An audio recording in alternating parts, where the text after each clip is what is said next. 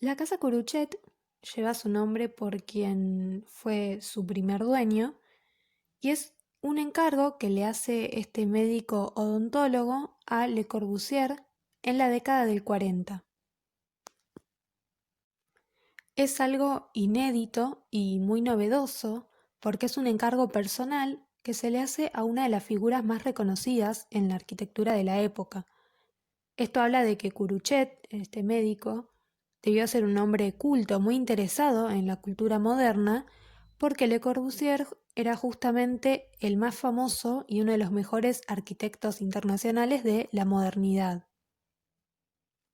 Esta casa tan novedosa se ubica en la ciudad de La Plata, en la manzana limitada por las calles 53 y 54 a oeste y este, al sur por la calle 2 y al norte por una pequeña calle diagonal que forma parte de la apertura de la avenida 53 hacia el bosque que desemboca en la avenida 1. Esto quiere decir que se trata de una manzana irregular, por lo cual también sus parcelas y sus terrenos son atípicos. De esta manera, el terreno de esta casa, adquirido por el doctor Curuchet, es básicamente rectangular con uno de sus lados inclinado. Así, la casa ocupa un lugar privilegiado en La Plata, frente al Paseo del Bosque, un lugar que muchos de ustedes conocerán, y que es el mayor espacio público verde de la ciudad, con una extensión aproximada de 60 hectáreas, que posee una forestación de lo más variada, y por esta razón la casa, a pesar de estar ubicada en una zona céntrica de una gran ciudad como es la ciudad de La Plata, posee un entorno bastante natural, ya que el frente de la casa tiene una vista privilegiada sobre este parque tan amplio. Por otro lado, el Paseo del Bosque es también uno de los puntos turísticos más importantes de nuestra ciudad, ya que alberga actividades no solo de entretenimiento, sino también científicas y culturales. Ustedes sabrán, por ejemplo, que allí podemos encontrar un lago artificial y una gruta. Sobre el lago artificial también podemos encontrar un teatro al aire libre, el Martín Fierro, construido sobre una isla del lago con capacidad para 2.400 espectadores. También forma parte del Paseo del Bosque el Museo de Ciencias Naturales, un museo universitario de historia natural que forma parte de la Facultad de Ciencias Naturales de la Universidad Nacional de La Plata, que seguramente alguna vez habrán recorrido. Y por último, el Observatorio Astronómico, fundado en 1884, que fue uno de los primeros habitantes del paseo, y en 1905 pasó a integrar también la Universidad Nacional de La Plata. De esta manera, el entorno de la casa no es solamente un espacio verde que le aporta un ambiente natural a este proyecto, sino que también es un espacio científico, cultural y turístico que le aporta mucha importancia a la zona en general y que establece un vínculo con la casa, porque ahora una obra arquitectónica reconocida puede ser visitada por quienes van a pasear al bosque y la integran a este recorrido habitual. Pero además se establece un vínculo muy fuerte entre la casa y este entorno natural, porque en este diseño innovador los vacíos que posee la casa son muy importantes. Entonces no se establecen límites entre el bosque y la casa, sino que se introduce este entorno a través de distintas perspectivas a lo largo del recorrido. Es decir, a medida que recorremos la casa, hay muchos espacios en los que podemos ver desde distintos lugares el bosque. Por ejemplo, en la rampa por la cual ingresamos a la casa, en el consultorio del doctor e incluso en la terraza, donde la arquitectura captura el paisaje y lo incorpora. De esta manera, Le Corbusier, este arquitecto, genera una relación muy fuerte entre la casa y su entorno en la que ambos se integran. El programa que tiene la casa es muy particular porque Curuchet, como odontólogo, atendía en su casa. Por eso lo que le pide a Le Corbusier, el arquitecto, es que le haga una vivienda para su familia, pero que también tuviera una zona clínica para poder atender a sus pacientes. Le Corbusier entonces tenía que resolver este problema de orden organizativo y funcional, y lo que propone es dividir el terreno y hacer dos volúmenes, dos edificios, por decirlo de alguna manera. Un primer volumen que está adelantado, que está sobre la línea de la vereda, que sería el área destinada al consultorio. Y un segundo volumen detrás del patio, donde está la casa, que tiene un primer piso elevado sobre la terraza del consultorio, donde está la zona pública, la cocina, el comedor, y después un segundo piso donde están los dormitorios. Entonces, para ingresar, la vivienda cuenta con este pequeño pórtico de acceso en el que se inicia la rampa que conduce al hall de entrada a la casa y girando 180 grados continúa la rampa hasta lo que era el consultorio de Curuchet. Le Corbusier trabaja en casi todas sus obras la rampa de ingreso a la casa, y en este caso es muy útil porque es una rampa que en un nivel intermedio permite acceder a las escaleras que llevan a la casa propiamente dicha, y si no, continúa hasta el consultorio. Y de esta manera lo que consigue es que las personas que van a visitar al odontólogo no tengan que pasar por la casa para llegar al espacio de consulta. Y esta es la perfección funcional que encontró Le Corbusier para esta vivienda. Pero además, esta rampa genera una especie de paseo arquitectónico porque a medida que el visitante se desplaza va adquiriendo distintas perspectivas y distintas vistas, provocando distintos tipos también de sensaciones, ¿no? La rampa, que produce alteraciones en la profundidad, la distancia y la altura constantemente, nos muestra una perspectiva encerrada en el terreno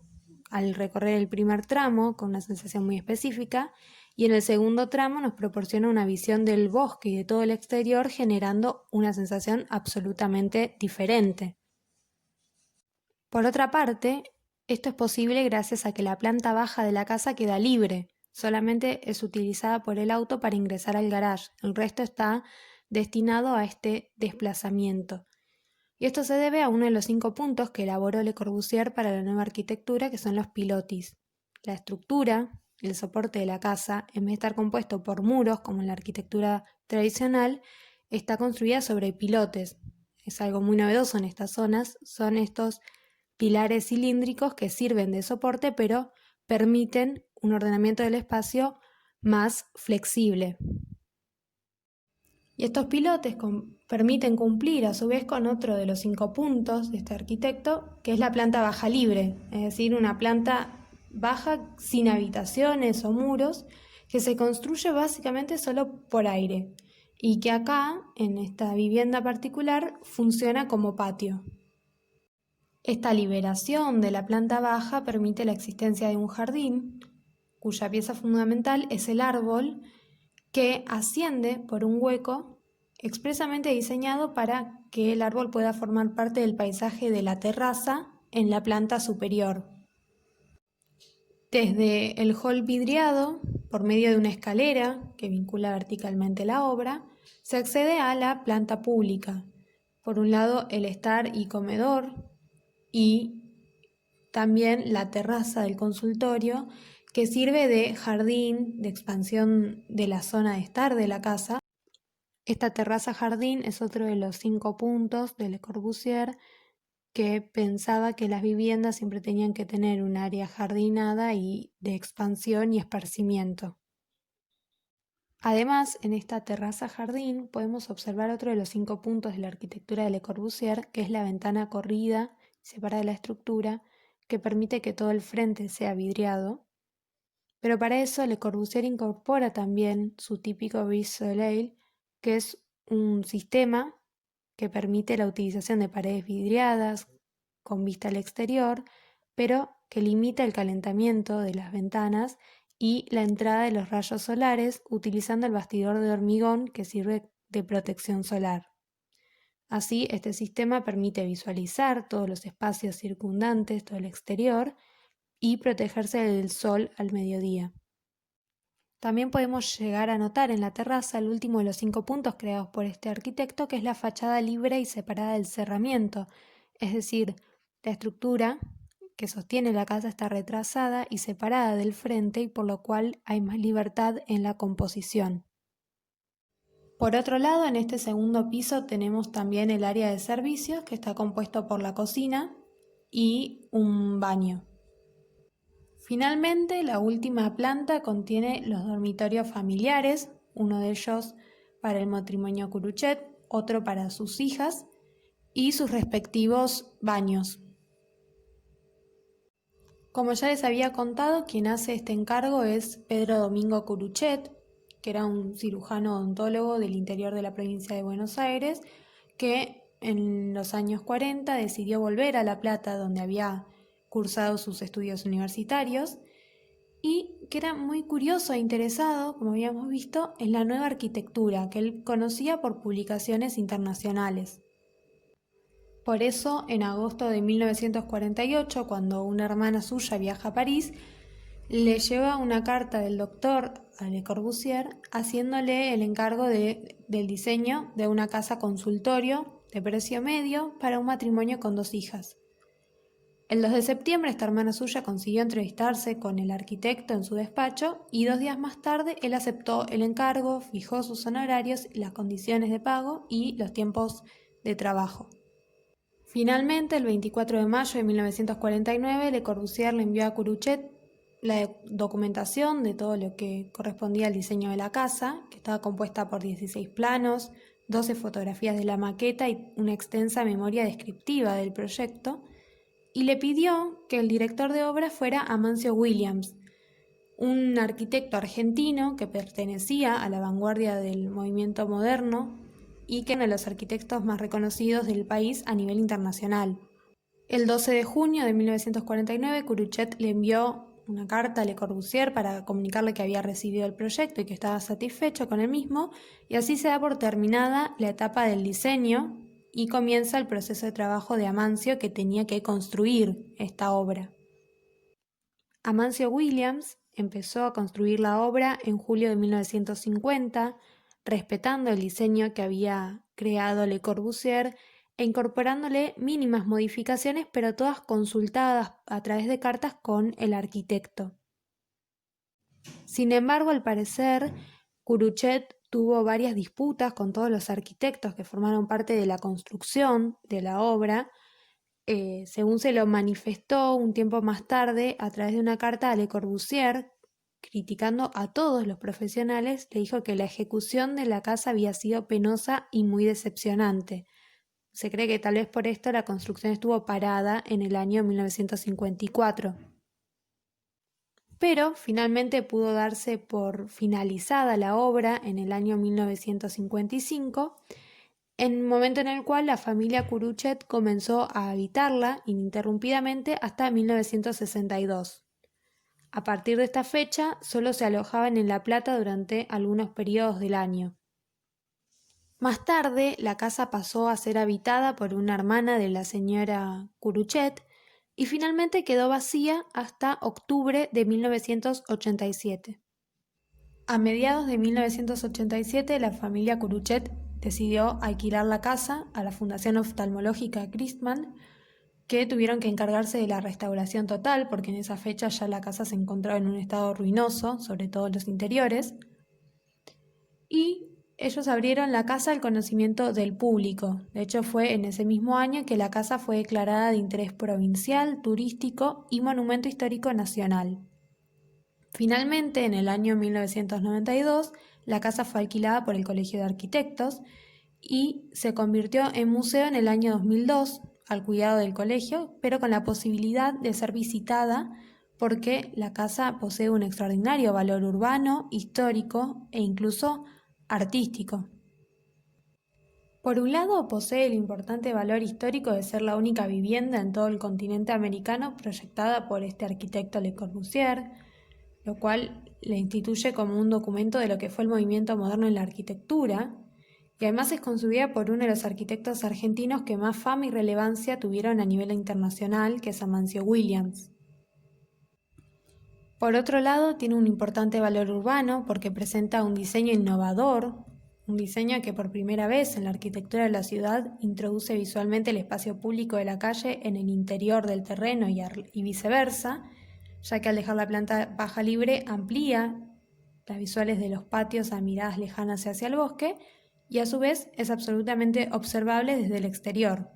Y en este sentido es una propuesta muy innovadora en cuanto a las tipologías en uso en la ciudad hasta aquel momento. En este sentido podríamos decir que la casa transforma la relación vivienda-ciudad, permitiendo otro tipo de recorridos y perspectivas entre el interior de la vivienda y su entorno. Por otro lado, posee un importante valor artístico o estético, ya que recorrer una casa como esta es una experiencia única e incomparable.